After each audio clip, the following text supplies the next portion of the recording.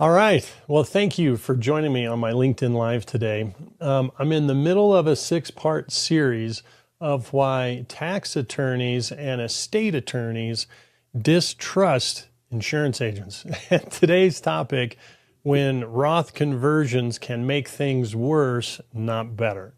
Now, if you work with high net worth families, there is a very specific moment you've likely experienced more than once. The client looks across the table and says something like, we should probably be doing Roth conversions, or everyone says Roth conversions are smart, or we don't want to get caught later, so let's just start converting now. And what makes that moment uncomfortable isn't that the statement is obviously wrong, potentially wrong. It's that it feels responsible.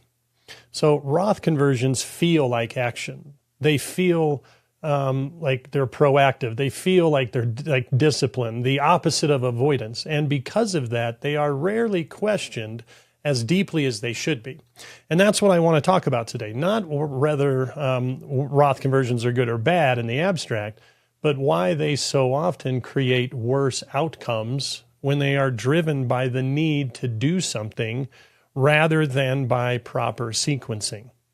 So one of the most dangerous forces in advanced planning is not ignorance, it's action bias. Action bias shows up when clients, advisors, and even professionals feel pressure to move simply because movement feels safer than waiting. Doing something feels better than doing nothing, even when nothing is actually restraint. Roth conversions are especially vulnerable to this bias because they come with a clean narrative. Pay tax now, avoid tax later, take control, reduce uncertainty. That narrative is usually comforting, particularly for high net worth clients who are used to solving problems by acting decisively. The problem is that emotional comfort and structural improvements are not the same thing. From an attorney's perspective, this is often where subtle discomfort begins. You may hear the conversation drifting toward conversions and think, I'm not sure what problem this is actually solving, or this feels early, or once we start this, we can't undo it. But because Roth conversions are so widely accepted as a good move, it can feel risky to push back. I mean, after all, who wants to be the person arguing against something that sounds prudent? This is where Roth conversions quietly can become dangerous, not because they're wrong, but because they're rarely framed as a trade-off. Early Roth conversion gives something up. It gives up future flexibility. It gives up optionality. It gives up the ability to respond to information you don't yet have. But those costs are abstract, while the tax bill is concrete, and humans tend to overweigh what they can see today and underweigh what they might need tomorrow. That's the psychological failure mode. Now, let's talk about the technical one. Roth conversions fail mechanically when they are executed without respect for scale and timing. Small intentional conversions done in low-income years can be effective. Large conversions done reflexively often create bracket compression that permanently damages outcomes. This is where good math turns into bad planning. And here's what usually happens. A client has a large qualified balance. There is concern about future required distributions. Someone runs a projection and sees large RMDs years down the line. The conclusion becomes, we should start converting now before this gets worse. But that's, but what's often ignored is the tax environment the client is currently in. Peak earning years, stacked income sources, business income, capital gains, passive income. When Roth conversions are layered on top of already high marginal brackets, the client is effectively prepaying tax at the worst possible moment. That tax is not just paid, it's locked in. Unlike investment decisions, Roth conversions are irreversible. Once executed, there is no recharacterization, no undo button, no ability to revisit the decision when and if circumstances change. That irreversibility matters more than I believe most people admit. It means that a poorly timed conversion doesn't just reduce efficiency, it permanently removes future choices. From a tax perspective, this often shows up as bracket compression. Income that could have been spread across lower brackets later is instead pulled into already high brackets today. Medicare premiums can be effective, surtaxes can be triggered, phase-outs are accelerated. All of this happens in the name of getting ahead, even when the future problem being avoided may never materialize as feared. Now, let me walk you through a real planning pattern that illustrates this. A high net worth individual in their early 60s, strong income history, significant qualified assets, well-managed investments. There is a concern about future RMDs. There's also a concern about potential tax rate increases. Roth conversions are proposed, and therefore they're proposed aggressively. And therefore, Roth conversions, or a lot of Roth conversions, are executed year after year because this can sometimes seem to work in isolation. What's missed is that the client already has substantial non-qualified assets and doesn't necessarily need income flexibility and has estate planning structures that can handle future distributions efficiently. The conversions don't meaningfully reduce estate exposure. They don't meaningfully improve beneficiary outcomes. They simply accelerate tax into already high years. By the time this becomes obvious, it's too late. The tax has been paid, the flexibility is gone, and from the attorney's seat, this is one of the most frustrating outcomes to watch. Because the plan didn't fail due to negligence, it failed due to momentum. Roth conversions started because they felt prudent. They continued because they had already started. And they compounded because stopping felt like admitting a mistake. This is not rare, this is common. And it's exactly why Roth conversions deserve far more scrutiny than they typically receive.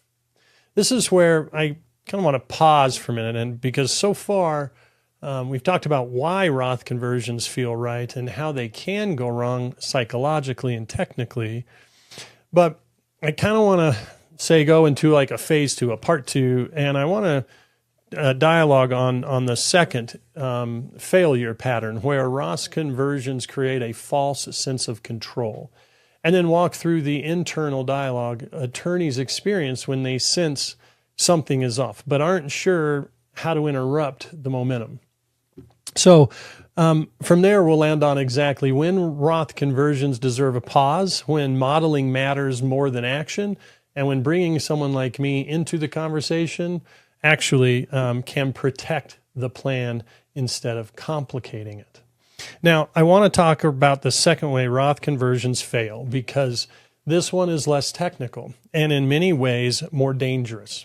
This is where Roth conversions create a false sense of control. This pattern shows up when clients feel uneasy about the future and want certainty more than they want optimization. They don't want to guess about tax rates. They don't want to wonder what Congress might do. They don't want to feel exposed, and Roth conversions offer emotional relief. They feel like a way to say, hey, at least this part is handled. From a human standpoint, that makes sense. From a planning standpoint, it's often a trap.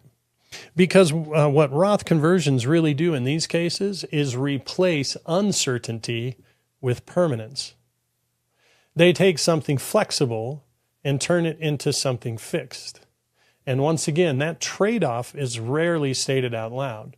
From an attorney's perspective, this is where the internal dialogue has the ability to become very uncomfortable. You may hear a client say, I just want to get this behind me, or I don't mind paying the tax now if it means certainty, or I don't want to deal with this later.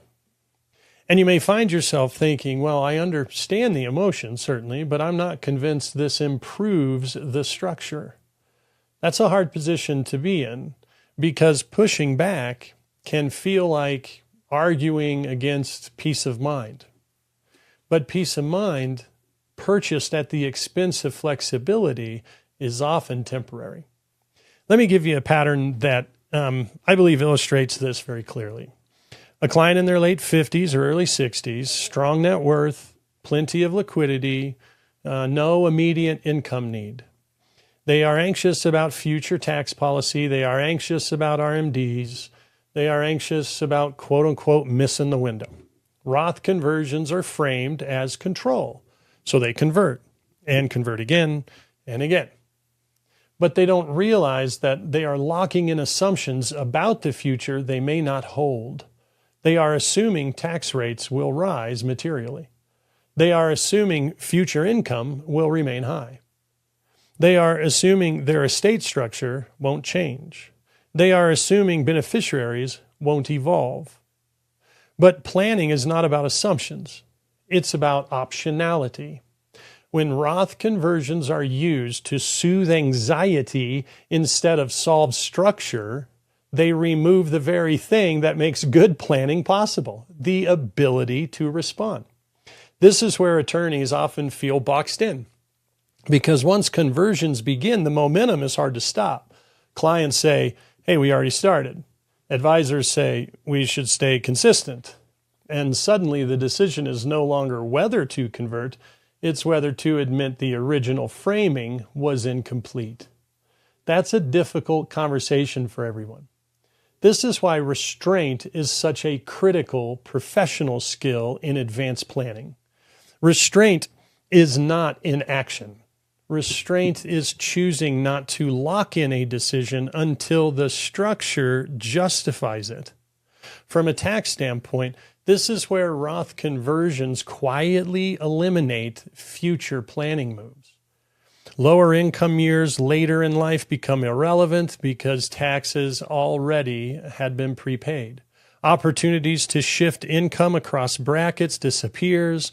Estate strategies that could have absorbed distributions efficiently are no longer available. And yet the client feels safe because something was done. This is the illusion of control. Now, I want to speak directly to the attorney's internal experience here, because this is the part most people never articulate.